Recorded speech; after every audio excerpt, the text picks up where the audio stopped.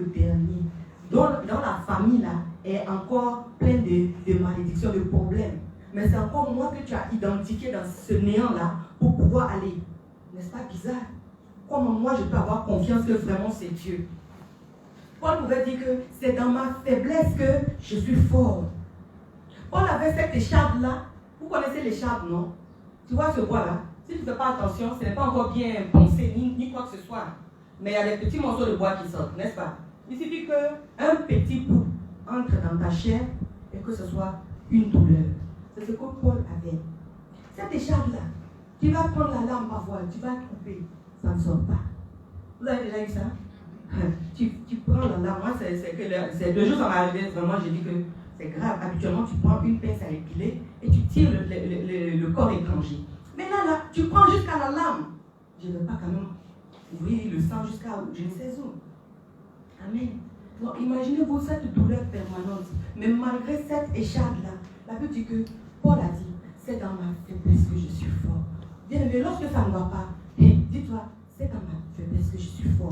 Parce que si j'étais plein de toutes mes ressources là, c'est tellement que je n'allais pas regarder à Christ pour dire que c'est lui qui me rend fort, c'est lui qui me rend capable. Mais c'est quand je suis faible, que je me sens sans force, ni ressources, c'est là que je me souviens que Dieu est Dieu. Que Dieu est au-dessus de tout, que Dieu est capable de faire pour moi. Mais lorsque je suis bien, on a parlé de ça, je crois, à la cellule, lorsque je suis bien, je ne sens pas l'intérêt pour moi d'aller chercher Dieu. J'ai tendance à oublier même que c'est Dieu qui m'a permis cette allégresse-là. Alléluia. Amen. Faisons attention. Aujourd'hui, Dieu nous a fait la grâce de rentrer ici. Mais on va s'oublier pour dire qu'on a oublié que nous étions dans un salon. On a oublié que nous étions saints. On a oublié. Alléluia. Amen. Et on va se dire non, c'est parce qu'on a fait des dons, c'est parce que Dieu nous a permis qu'on soit là. Non. N'oublions pas d'où nous venons. Parce que c'est à cause de l'amour de Dieu que nous sommes là. Amen. Amen. L'Éternel vit. C'est pas il vit. Il vit. C'est-à-dire il regarde. Amen. L'Éternel vit. C'est notre thème de ce matin. L'Éternel vit. Regarde ton frère. Dis-lui l'Éternel vit. Quand tu prends Genèse chapitre 29, verset 31, il y a une histoire vraiment intéressante. Une histoire de polygamie. Quelqu'un dit polygamie. Polygamie. Vraiment que Dieu fortifie ceux qui sont dedans. Amen. Amen. Non, parce que c'est vraiment un combat permanent. Il n'y a pas de répit. Alors voilà un célibataire qui dit que ce n'est pas facile. Donc comprenons. Et moi qui suis dans le couple, je dis c'est compliqué. Amen. Amen.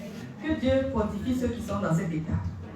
Parce que vraiment, voilà une histoire de polygamie. Une histoire où un homme se retrouve avec 2 femmes. Un homme qui a quitté son papa à cause de quelque chose qu'il a fait, qui a quitté sa maman et qui a peur maintenant de son frère qui est allé à l'étranger. Amen. Là, on dit que Jacob était arrivé, il était auprès des puits et il a vu une dame arriver.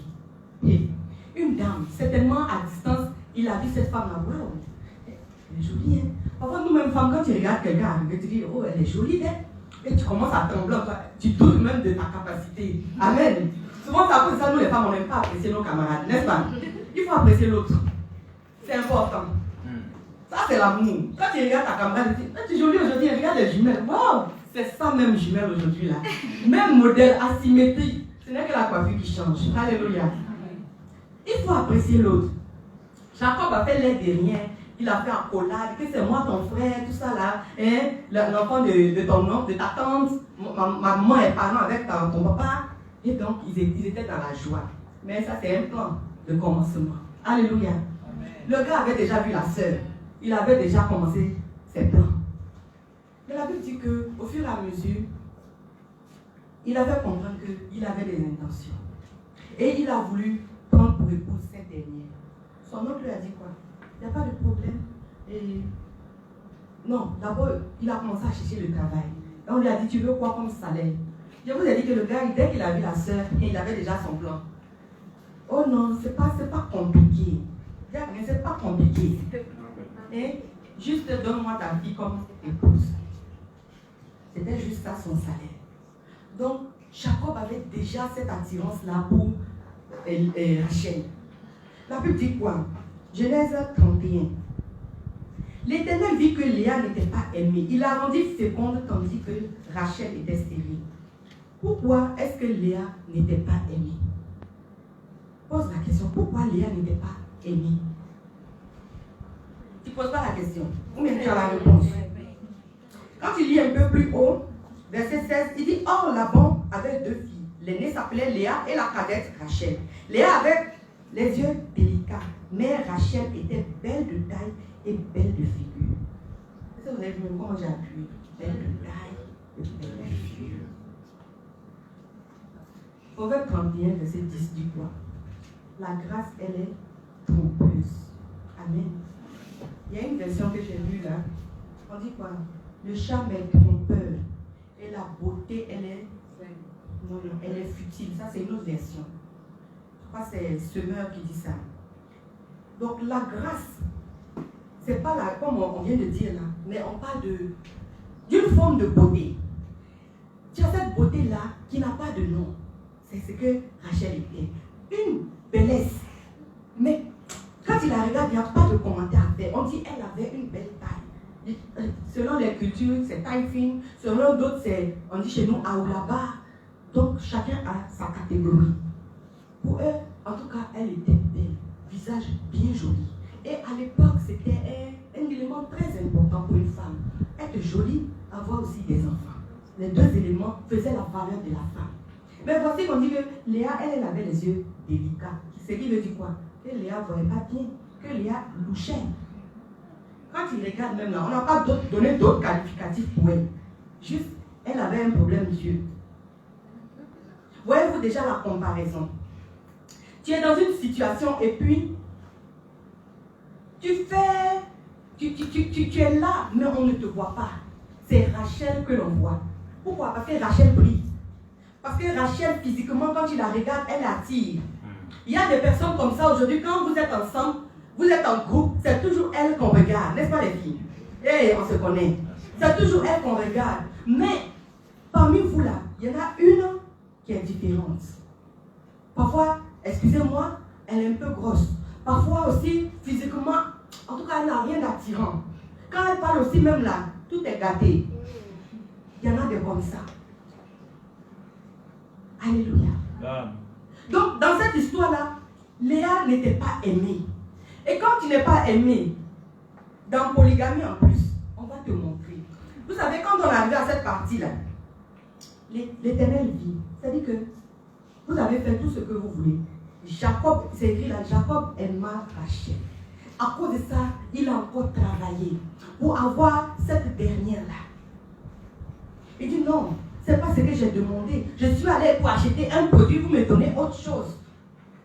Aujourd'hui là, quand tu fais un contrat avec quelqu'un, tu as pris ton argent, tu vas en magasin, tu dis je veux cet appareil, ses caractéristiques exactes, et puis on te fait la livraison autre chose. Tu fais un deuxième main par exemple. Tu fais quoi? Tu ramènes la marchandise. Mais lui, Jacob, n'a pas fait ça. Il dit que je garde déjà première main. Mais je vais chercher encore deuxième. Comme on dit, satisfait ou remboursé. Donc lui, il a eu, il n'est pas satisfait, mais il prend encore remboursement. Abondance de biens. C'est ça, maintenant c'est compliqué. Donc voici que le frère avec ces 2 femmes-là, ça ne va pas. Mais quand tu observes bien, Rachel et Léa étaient vraiment différentes à tout point de vue. Physiquement, oui, mais dans la position. Vous savez, quand tu es dans une position où tu n'es pas apprécié, ça crée quelque chose en toi. Ça crée de la frustration. Ça crée du manque d'assurance, manque d'amour. Ça peut même t'envoyer à la dépression. Le manque de comment on appelle ça? D'estimation qu'on peut t'accorder. Toutes ces choses-là viennent en toi dégrader ta position, ta valeur. Alléluia. Je veux que l'on puisse retenir, surtout nous les femmes, que la grâce est trompeuse. Alléluia. C'est pour un temps. Il y a une femme qui pourrait dire comme ça, quand elle s'est regardée dans sa jeunesse, elle regarde dans le miroir et elle dit que Dieu m'a créé. tellement quand elle est là, elle-même elle est satisfaite de sa beauté. C'est-à-dire, ce n'est pas quelqu'un qui lui dit, c'est elle-même. Mais aujourd'hui, où elle est âgée, plus de 80 ans, elle est déprimée. Parce que quand elle se regarde dans le miroir, ce n'est plus la même beauté. Amen. Mais la Bible dit que c'est la femme qui craint l'Éternel qui sera louée. Celle qui va louer l'Éternel, c'est elle qui sera appréciée. Celle qui sera louée, comment on appelle, qui saura craindre Dieu. C'est elle-là, dont la beauté, ce n'est pas physique. Hein. Parce qu'avant que ce soit physique, c'est déjà spirituel. Quand c'est spirituel, maintenant ça impacte ton physique. Ça veut dire qu'il y a quelque chose en toi, on n'arrive pas à discerner. Mais il y a cette beauté-là qui te dépasse. Tu n'as pas besoin de faire quelque chose. Juste ça, c'est là. Amen. Quand tu as la grâce de Dieu, bien-aimé, tu n'es pas pareil que les autres. Quand tu as la grâce de Dieu, il y a une distinction qui se fait. On pouvait observer que quand Dieu a vu, l'Éternel vit. Il vit Léa dans son état. Il vit Léa dans ses pleurs. Il vit Léa. Parce que chaque jour, peut-être que les jours étaient répartis, n'est-ce pas? En bonne polygamie, les jours sont répartis. Aujourd'hui, le jour de Léa, le gars, il tourne, il va chez Rachel. Il va d'abord goûter chez Rachel avant d'arriver chez Léa. Amen. Et quand il est chez Léa, sa tête même, peut-être il est en train de dire, oh Rachel, qu'est-ce que ça peut créer chez toi? Amen. C'est-à-dire que tu es là, mais on ne te voit pas. Tu fais ton effort. Léa pouvait se parfumer. Léa pouvait se mettre dans les musettes. Léa pouvait faire les bons plats. Mais Jacob ne l'appréciait pas comme il appréciait Rachel. C'est-à-dire que dans la vie, tu peux avoir ces épreuves-là. Des temps où tu es là, tu fais ton effort. Tu fais tout ton possible. Ce n'est pas que tu manques de capacité. Ce n'est pas que tu n'as pas de valeur. Mais la personne, le Jacob-là, ne voit pas cette valeur-là. Ce Jacob-là te compare à autrui. Ce Jacob-là te sous-estime. Je veux te dire, ne perds pas espoir. Parce que l'Éternel voit. Quand le regard de Dieu se détourne vers toi, amen, il y a une pause. On dit quoi? Arrêt sur image. Dieu dit un bon? Amen. C'est comme ça que tu la traites. Il n'y a pas de problème. Et vous allez voir que Dieu va commencer maintenant à rentrer en action. Quelqu'un dit action. C'est maintenant que le processus commence. Dis seulement, c'est pas grave. Bien aimé, ça peut arriver que tu sois secoué. Ça peut arriver que tu ne sois pas apprécié. Ça peut arriver qu'on ne regarde pas ta valeur. Ça peut arriver que tout ce que tu es en train de faire, on n'aime pas. On te montre même qu'on n'aime pas. On vient même te dire que ce que tu as fait là, ce n'est pas bon. Donne à l'autre. Et l'autre produit la même chose. Et c'est pour l'autre qu'on va apprécier. Pourtant, tu as fait exactement la même chose. Mais on dit pour toi n'est pas bon. Alléluia. Amen. Il faut qu'il y ait arrêt sur image. Pour que le processus de la grâce commence à ce moment-là. Quand ça commence comme ça, il faut apprécier, bien aimé. Tu peux faire ton effort de pouvoir t'attacher à quelqu'un. La personne ne veut pas de toi. Dis ce n'est pas grave. Il faut dire à ton mari, c'est pas grave. C'est pas grave. Tu sais, dans la vie là, si tout le monde t'aime, moi je trouve que ça devient monotone. Il faut un peu de quelque chose là, comme on dit du piment, pour que tu saches que vraiment Dieu est avec toi. Je dis toujours que quand tout est calme dans ta vie là, pose-toi la question, tu es de quel bord? Parce que quand tu es bien attaché au Seigneur, quand tu es dans la position que Dieu attend que tu sois, il y a quand même des secousses. Oui, ce n'est pas tous les jours, mais il y a de temps en temps des secousses. Et c'est ces secousses-là qui te font montrer que tu es au bon endroit, tu es à la bonne position, au bon moment. L'Éternel vit l'état de sa fille. Il dit, c'est pas comme ça va se passer. L'Éternel a commencé à rendre sa fille féconde. Léa a commencé à faire les enfants. Elle a fait les enfants. Jusqu'à 4. La Bible dit quoi? Que l'Éternel, non pas l'Éternel, disons bien la parole, tandis que Rachel était stérile. Pendant qu'on ne voit que chez toi le mauvais côté, les yeux qui sont faibles, et on regarde la beauté de l'autre, mais l'autre aura des freins, l'autre sera bloqué, parce que Dieu veut montrer qu'il a vu. Ce qui se passe, il a vu. Souvent quand vous êtes dans des situations et on vous écarte, Dieu permet certaines choses, donc parfois même vous ignorez le processus. C'est-à-dire que ceux même qui se lèvent contre vous commencent maintenant à s'embrouiller. Des gens sortis de nulle part viennent pour prendre votre défense. C'est ce qu'on appelle aussi la grâce de Dieu. L'Éternel vit que Léa n'était pas aimée. Il a rendu féconde. Elle donna 4 enfants à Jacob. Quand tu regardes dans nos sociétés, surtout nos sociétés africaines, encore dans la polygamie, c'est la concurrence à qui donnera un garçon, premier enfant. C'est l'héritier. Amen. C'est l'héritier. Léa a donné premier fils, deuxième, troisième, quatrième. Alléluia. Pendant ce temps, Rachel est là avec sa beauté. Ça ne donne rien, pas d'enfant. Vous savez, la stérilité, là, ça fatigue. Quand tu es dans la stérilité, ça ne va pas chez toi. Tu fais tous les efforts, mais ça ne fait rien du tout. Il faut maintenant se tourner à Dieu. Dis Seigneur, fais-moi grâce.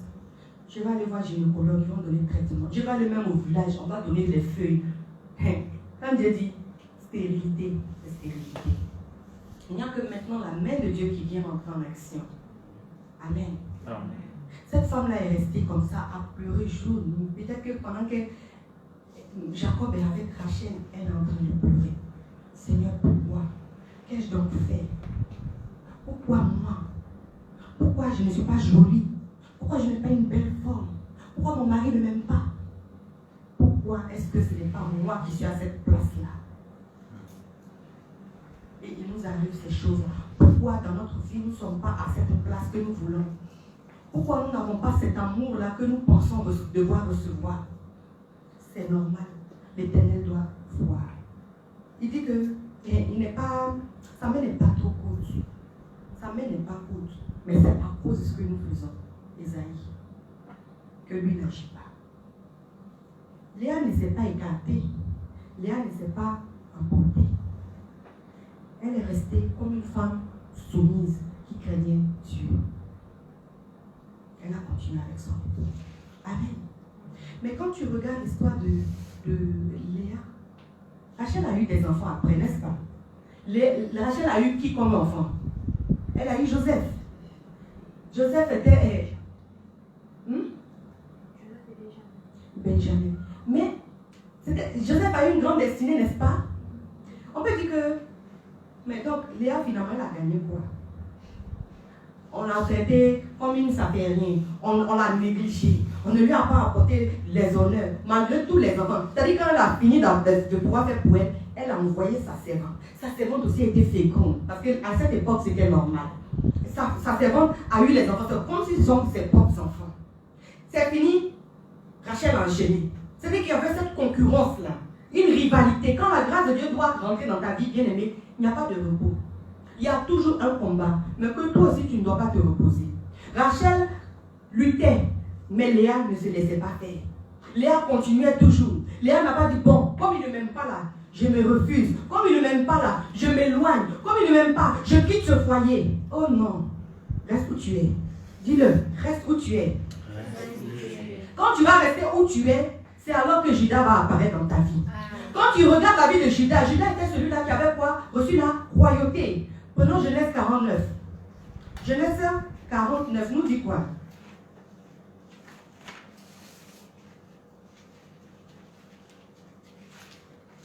La Bible dit que les enfants ont reçu chacun leur héritage.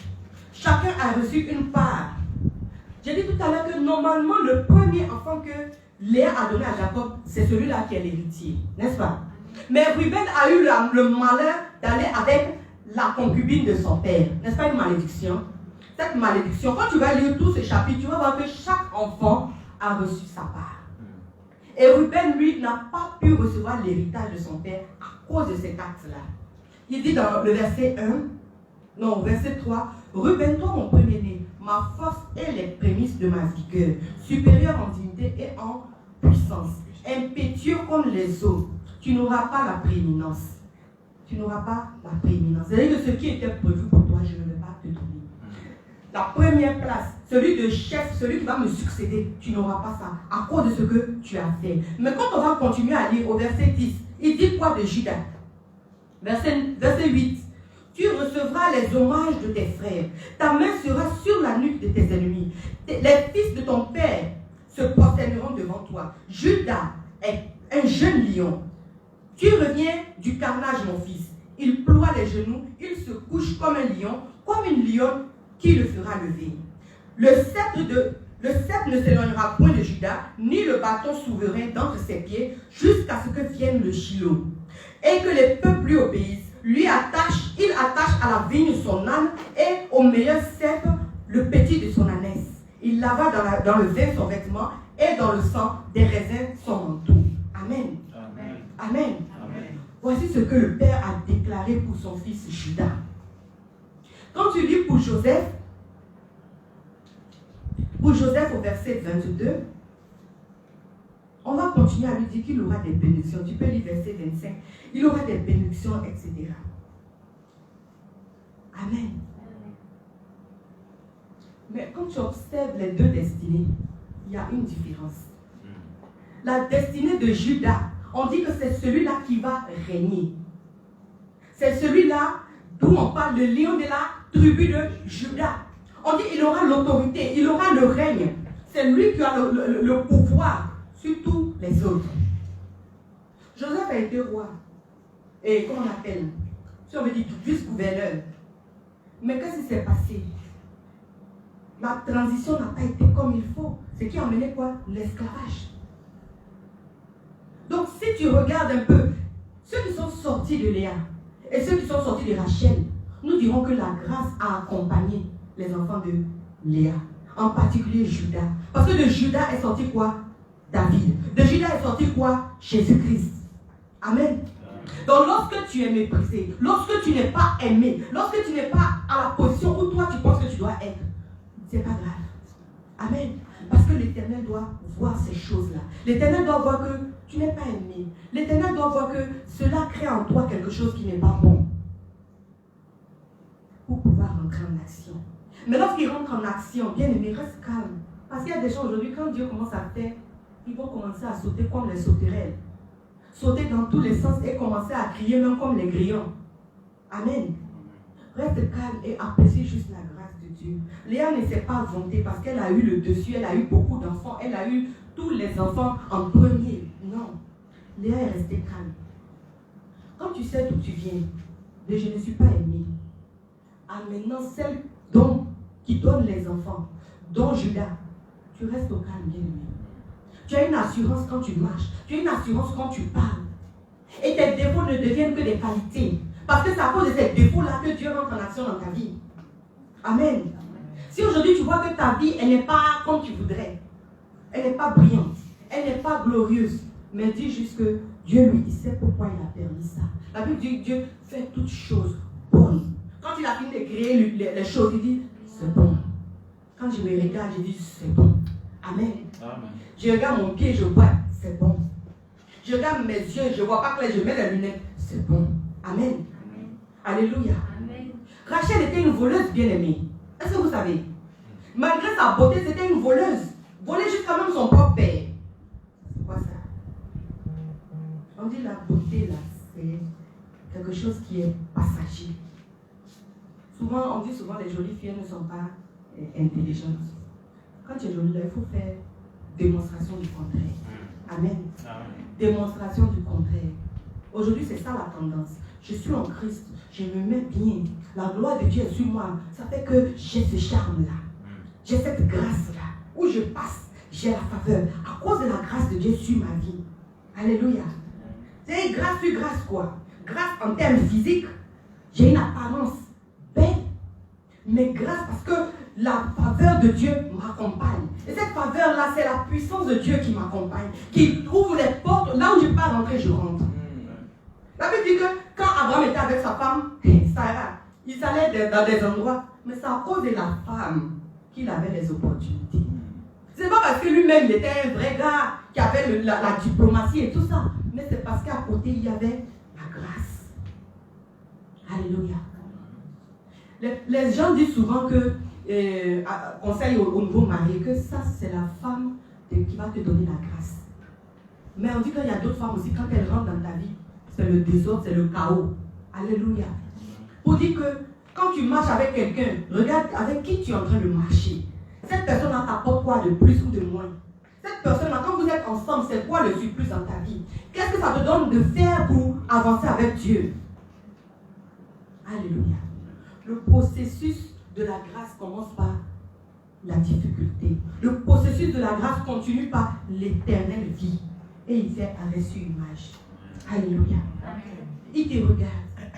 Tu n'es pas en train de te lamenter. Tu n'es pas en train de te plaindre. Tu n'es pas en train de gémir. Pourquoi Seigneur? Pourquoi Seigneur? Beaucoup aiment dire ça. Je t'ai fait quoi même? Qu'est-ce que toi tu peux faire à Dieu sincèrement? Amen. Qu'est-ce que nous pouvons faire à Dieu? On ne peut rien lui faire. Lui là, il est Dieu. Il suffit qu'il fasse comme ça là. Son petit claquement dégage un petit vent là. Tu es déjà au sol. Donc qu'est-ce que tu peux faire à Dieu? On ne peut rien faire à Dieu. Il n'y a que lui qui soit capable de faire toutes choses. Prenons le temps d'apprécier. Le prophète pouvait parler de louange. Alléluia. Apprenons à apprécier toutes choses, toutes circonstances. Une chose que tu peux estimer comme un malheur, c'est une bénédiction en réalité.